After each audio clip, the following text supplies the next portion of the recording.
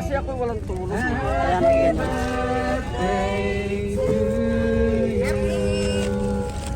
Maraming salamat po Sir Ida and Sir Beth at nawang pagpalain po kayo ng ating Panginoon.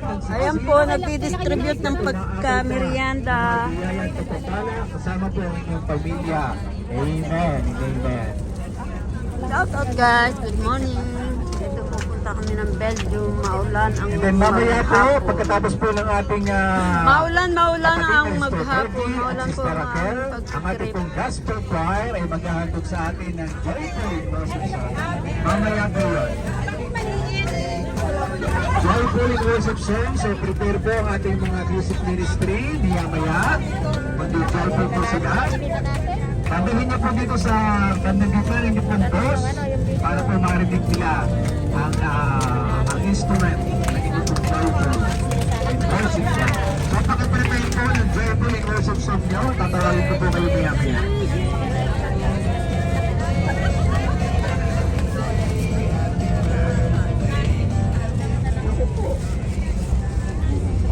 Minutes 1 pa. Ako'y nagtsatsatsay, tumatamay, napupuri mong sigla, lumulundag sa duwa, sumasaya.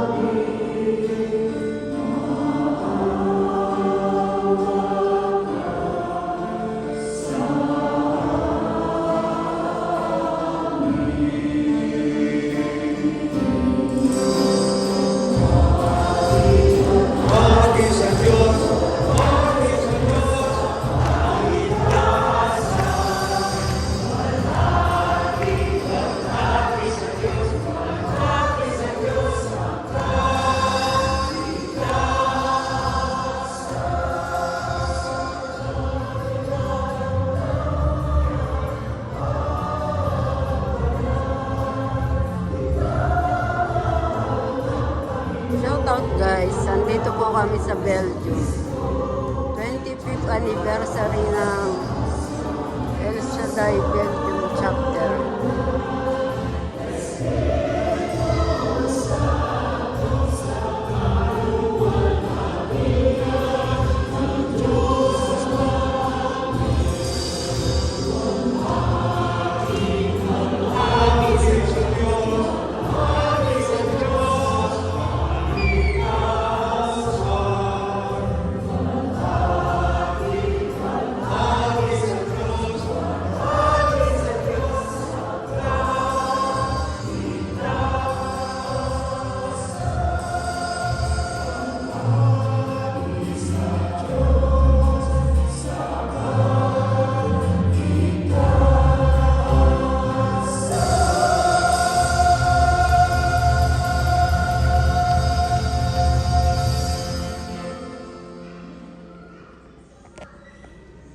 A revival of the true Christian spirit.